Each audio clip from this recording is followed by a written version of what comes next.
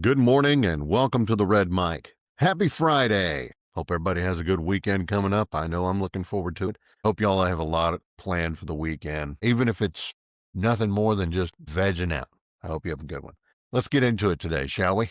These Red Mic messages are leadership and life lessons I've picked up from 25 years as a public servant, 16 years as a youth football coach and scouting volunteer, and 10 years as a mediocre athlete with far more heart than actual physical ability. Today's Red Mic message. Let's shake it up a little bit.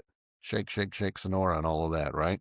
What does that mean? Well, a few weeks ago, I made the point that if restaurants overfilled their pepper shakers, there's no room for that, up and down motion to get the pepper moving and out, right? Now, I promise I don't sit around obsessing about condiments, but I realize that there's another pepper shaker metaphor that I should have added. You know how sometimes, not sometimes, it seems to happen all the time, restaurants will put coarsely ground pepper into shakers with lids that have holes that are way too small for that pepper to come out because they're designed for a finer grind. Both the previous pepper shaker metaphor and the one that I just mentioned, if you put a little twist on them, both can apply to your work or your personal life. How so? Well, think about the things that you bring into your life, your heart, your soul. They have a lot of common with that pepper shaker in that if you fill them with the wrong things, you're not going to get anything good out of them.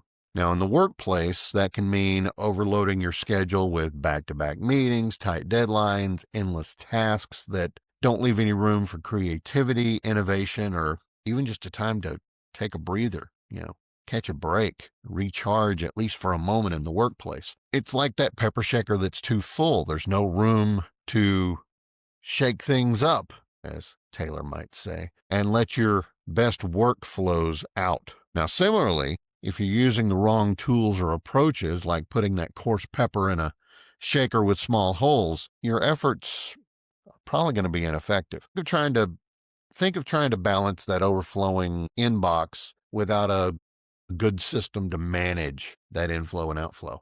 It's going to lead to bottlenecks. It's going to lead to frustration. That's not good, right? Work-life balance is crucial here too. If your pepper shaker is only full of work, that means there's no room for personal life, rest, or self-care, and there's no room for relationships, hobbies, relaxation stuff that you're going to use to recharge you for your personal life and for your work life. And worse yet, if you are filling your pepper shaker with resentment, envy, fear, anger, any of the things that lead to the dark side,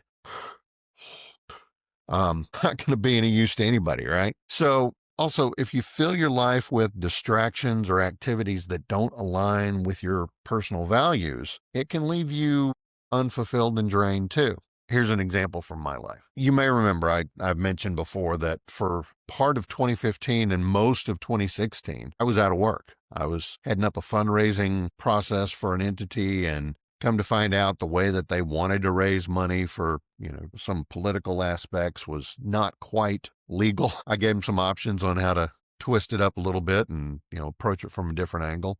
They decided they didn't want to go that route, so we shook hands. They gave me a little bit of a severance and unfortunately showed me the door, but we parted as friends and all of that. But being out of work for that long, it really weighed on me. I mean, I had debt issues. I had two kids that were gearing up for college, and I was trying to sell a house up in Wichita Falls that had belonged to my mom, and all of these things were just weighing so heavily on me, and it all came down to, I didn't have a job. Now, why did I say all that? Well, I'm generally a pretty affable, easygoing, happy kind of guy, right? And my wife has pointed out to people who have said, "Oh my gosh, how do you put up with him whistling all the time?"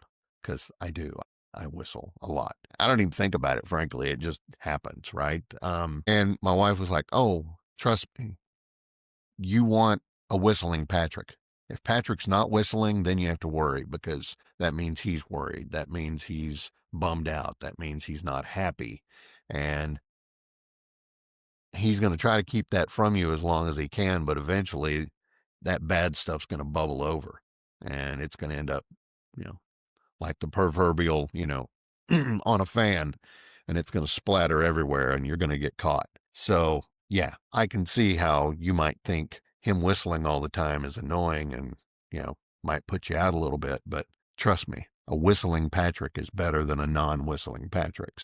That was related to what was going into my pepper shaker. It was all bad. Nothing good was going into my pepper shaker. And because of that, nothing good was coming out. So find the balance. Intentionally leave space for both your work and your life. Leaving enough room in your schedule, you're not only going to increase your productivity, but it's going to improve your well-being. And because of the whole pepper shaker thing, here's some other things that might, I don't know, spice up your life going into the weekend if you think about it. Salt. A pinch of salt, it can enhance a dish, but if you use too much of it, it's going to ruin it. A little stress can motivate you, but too much and it's going to overwhelm you. Sugar. A little bit of sugar is great. Add some sweetness to your life. But if you indulge too much, it's going to lead to negative consequences, health issues, etc. Vinegar. Vinegar adds a kick, a little bit of a tangy flavor, a punch, and it can help preserve food. In life, adversity, it's going to strengthen you. It's going to help you appreciate the good things. And then last but not least, olive oil. Olive oil is a healthy fat. It adds richness and flavor, and healthy habits like adding a little bit of olive oil to your life. It can nourish your bodies and your minds. And speaking of olive oil, I'd be remiss if I didn't mention the Texas Hill Country Olive Company. A few years back, I did some side gigs for them and really got into it. And I'll be honest with you, I'm a bit of an olive oil snob now because of it. But the Texas Hill Country Olive Company over in Dripping Springs, look them up. Some of the best olive oil you'll ever have, I promise you. Anyway, so taking all of this stuff in mind that I've talked about this morning, let me ask the question, what's in your shaker? How are you going to let it out? Is it going to be good? Is it going to be bad? What's in your shaker? And that's today's Red Mike message. I hope you found it interesting. I hope you find it helpful. I hope you'll join me again on Monday. So all of that in mind, I hope you have a great weekend. I would appreciate a like, a follow, and a share. The sharing is the important. Sharing is caring, right? I'll see you again Monday, no matter the format. And don't forget, life is short. Drink the bourbon.